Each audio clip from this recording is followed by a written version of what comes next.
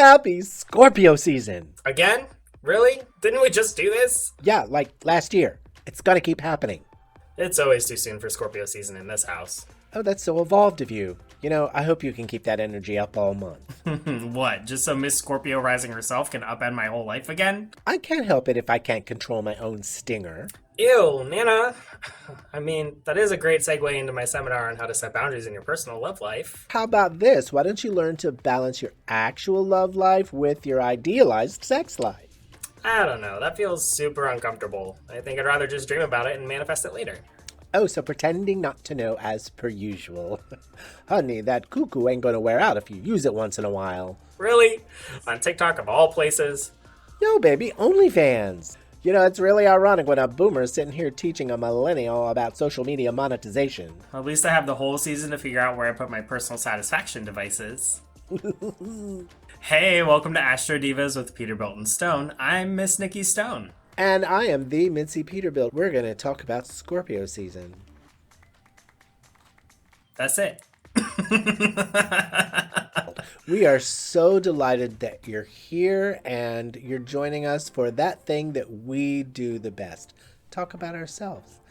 It's Scorpio season and we're going to give you a little report of where we've been and some of the things that are coming up and how we're going to deal with them. And, maybe you could use it for yourself. I do have a question for the Diva Deck. Oh, you do? Oh, okay. Yeah, well, it's very spontaneous. Let me get up and get it, because I didn't bring it to the table with me. Oh, girl, I asked if you had it. I do have it over on my desk. So organized. Just not in a way that's efficient for us to record. I can talk shit about you because you're not right there. You can't defend yourself right now. It's not super irreverent because it's just off the cuff. But what kind of spooky things am I going to get into in Scorpio season? What kind of spooky things am I going to get into this season? Well, the card that jumped out immediately was Pluto. Girl, you're going to go in the underworld. I'm already there. You're already there. So, you make the best of it. Have some fun. Are you taking it really seriously, this underworld journey? I'm taking a lot of things a little too seriously. I do need to lighten up a little bit. Yeah. So, let's pull another card. It came out again. Is it, let's pull another card. No, this is the answer. No, this is it. This is like, bitch, it's Pluto. And that, you know what? That is Pluto energy. It's really insistent. So insistent. Yeah. So, just transform in the ways that need to be transformed. That's all I'm hearing. So what are you in a space where you can blow shit up? No, of course not. I'm rarely in a space where I can just blow shit up. But are you in a space repercussions? Are you in a space where you want to blow shit up? Oh yeah. I've been wanting to destroy things for months and months and months. The top 3 things that you want to destroy, what are they? Real fast. 1, 2, 3. My relationship with money. Okay. It's shit. My relationship with relationships. Mm-hmm. I would love some transformation on that. I already blew up my car, so. I didn't know about that. I'm so sorry. It didn't blow up, but I had to get a new one, so that's my third thing, even though I already did it. So we're coming up on the eclipse. Mm-hmm. And it's going to be, as we come into the next full moon in Taurus, you get to really, if you choose, engage some intention about your money and relationships, that all of that Taurus second house stuff that you have. So what kind of rituals or intentions or however you choose to do that, it's the perfect time to do that. It's going to be a Taurus full moon, but it's going to keep pulling back to that Scorpio energy too. Because the sun will still be in Scorpio too. So yeah. And, eventually Venus, not quite yet. And then Mercury will be in Scorpio. So there will be a lot of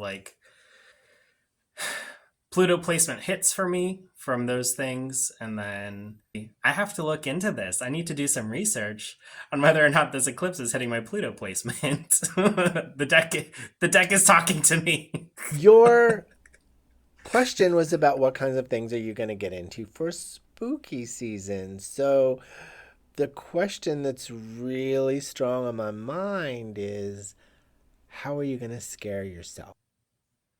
I don't like scaring myself. I Stop. know you don't. Miss Safety and Security. Taurus rising. Taurus rising, Cancer, Venus. I gotta stay secure and safe. But So. like the moon conversation that we're having with me, the in evolutionary astrology, the answer is always your north node. Yeah. That's always the answer. Yeah. So how are you going to surrender more? How am I going to play more? I think it's gonna be the relationships aspect that I want to transform more. Is I'm gonna have to take more risks when it comes to relationships with other people. Mm-hmm. That's the only thing that can still feel safe enough for me that I can like hone in on and like make a little bit more scary. Yeah. Getting close to people, we don't do that. Oh, honey. This Gemini moon doesn't do that. only if you've organized it and everybody else is there to Mm-hmm. have fun on the terms that you set. Uh-huh. If I'm the expert in the room, I'm happy to get close to you. So you're gonna go find some people that are sort of below your standards. As per usual. Oh my god. Oh, goodness. Uh, are you ready for Mars to be in Scorpio for like a whole over a month? I love Mars and Scorpio because I'm Scorpio rising. I hated Mars and Libra, so I'm ready for it to be over. Did it wear you out? Yes, it's in my sixth house and it crosses my I don't have any placements in Libra, but it crosses my vertex, which I learned a lot about, and like it's just been I've been nonstop just like feeling like I need to do something at work, and I keep trying to do something at work to like improve what my work situation is, and nothing has come from it. It's just it won't it won't went. It won't went. It won't went. Did you say it was in your sixth house? Yeah. Yeah, that's rough. Yeah. So, it's your first house, but your Scorpio rising. It's my seventh house, but it's also, it'll be in Scorpio. It'll be in its domicile. So I feel like it's going to be a lot better for me. Venus is going to go from Virgo into Libra. That should give you a little bit of relief, shouldn't it? Oh, yeah. Especially after having Mars in there for so long, because, Mars moves so slow. So I think that Venus catching up and getting into Libra and kind of sweeping through will help a lot with like cleaning up everything that Mars has been shaking up and like not creating any results from. Yeah, it's just, I've been feeling like pissed off and like ranging from pissed off to completely disempowered. Part of that was that the Venus retrograde, I couldn't get any traction on anything. It was rough. I'm glad it's over. I did get Me it. too. I did spend a lot of money though, and painted my condo and did all kinds of decorating and reused lots and lots of old supplies around the house. So that was great Venus retrograde stuff. But my communication skills and my relationship stuff just tanked. Yeah. And we're both very Venusian people. I have a Taurus rising, so Venus is my ruler, and you have Venus on your ascendant. So, like, anytime Venus is doing something crazy, we are definitely gonna feel it. Yeah. And I'm totally with you. Like, I had to spend so much money on a car that I don't even have anymore. Like, and then I ended up buying a new car. It's just like, oh, that Venus retrograde was rough. I don't know if I'm ever gonna be able to stop talking about it.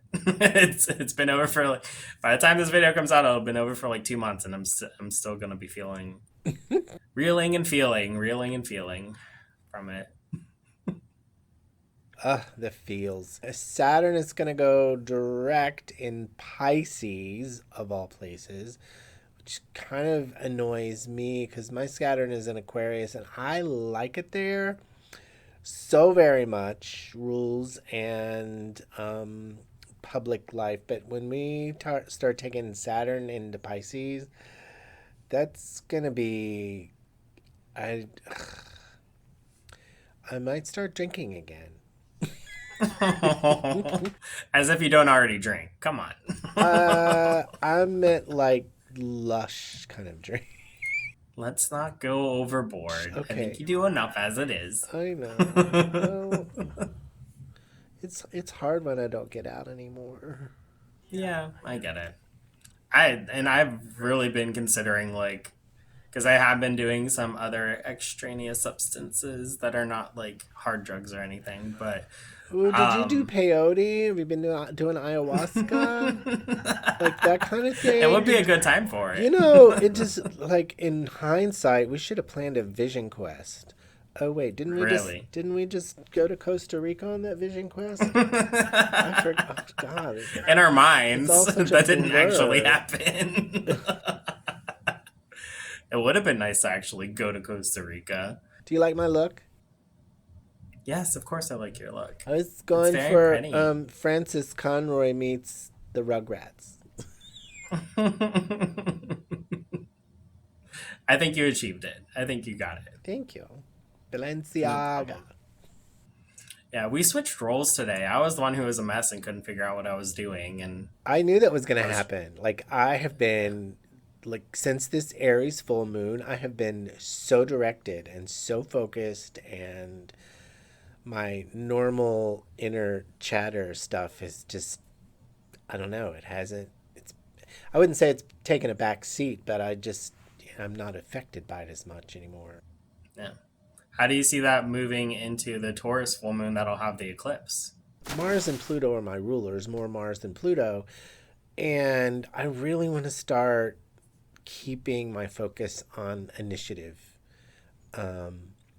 instead of being so Venusian. I really want to start trying to be more Martian and be more committed with my finances. So I've been doing, uh, I did a ritual on the Aries full moon and did this powerful letting go. And I wrote a lot of, I wrote a note to myself from the universe and I let go of a lot of stuff and wrote back to the universe. And rather than like getting focused on goals and stuff like that, I focused on who I want to be because it's so Aries and just wrote down some evidence of that happening, like things that I will see in my life occurring if I'm continuing to let go of all of that past trauma and energize. For it was really for me about identity because this whole year and a half has been about grieving what I perceived as a lost identity by letting go of my teaching and coaching career and working in retail. And it was like when the moon hit, the emotions came and I just like sobbed and wrote and saw. It was crazy. Yeah, and I think that was um, the first major thing that happened on the Aries Libra axis, wasn't it? There was another one earlier in the year? Yeah. For me, I took it as an opportunity to let go of past injustice.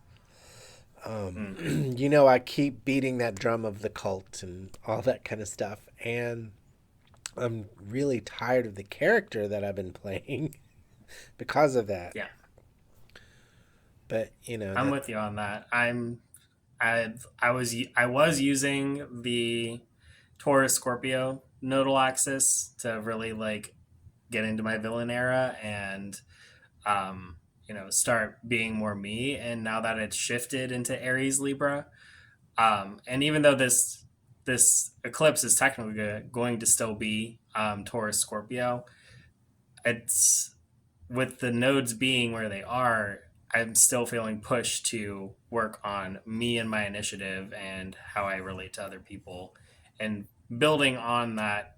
How do I come at this from a me focused space instead of a what's your problem focused space for the most part? Do you have your Diva Deck?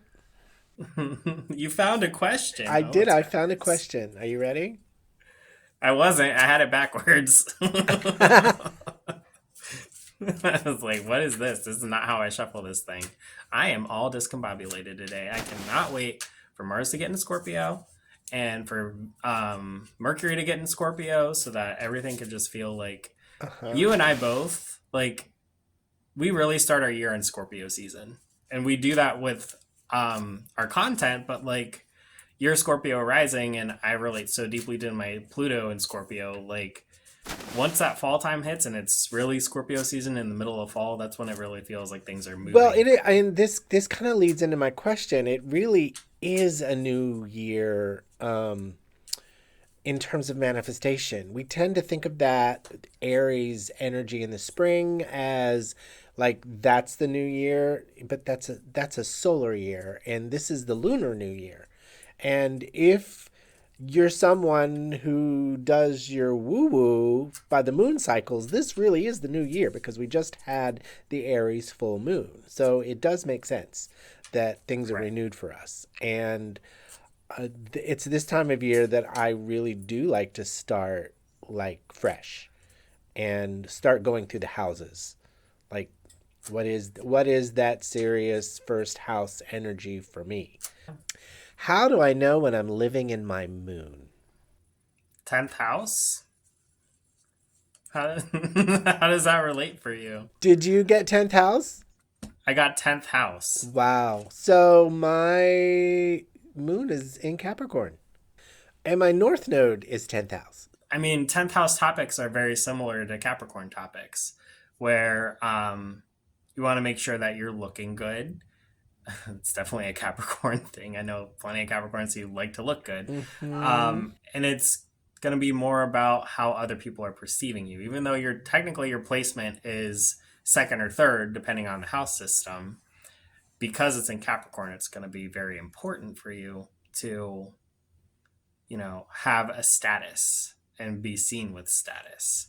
I think that's really appropriate considering what you're considering to do at work as well right now. Yeah, it's just it came out of nowhere. I don't know if I told you about this, but I was having a conversation with one of the managers at work who was basically unwittingly signing herself up for a huge responsibility that she didn't really want any part of. And I spontaneously said, "Well, make me a manager and I'll take that on." And she said, "What?" And I said, "What?" And it was like I'd never considered it before, and it just came out of nowhere, and it happened just before this full moon in Aries. So we'll see how it plays out. Did that feel like a moon conversation when it happened? It kind of did. Like I wanted to be seen as being more responsible. I wanted to um, step in and create structure for other people. That was definitely a moon conversation. I know I'm in my moon when I am really focused on everybody else's perceptions and whether or not I'm getting any return back from the immediate environment. That third house thing. Please do not. Like, I've been futzing with my wig and scratching my head. Don't put any of that shit in there, please. I'll make sure I do. Cunt. Thank you for joining us. We are so happy that you're here with us. And if you made it this far, congratulations. If you'd like your own Diva deck so you can do your own card pulls, you can find the link for that in the description box below. And remember, keep it light and do the work, Diva.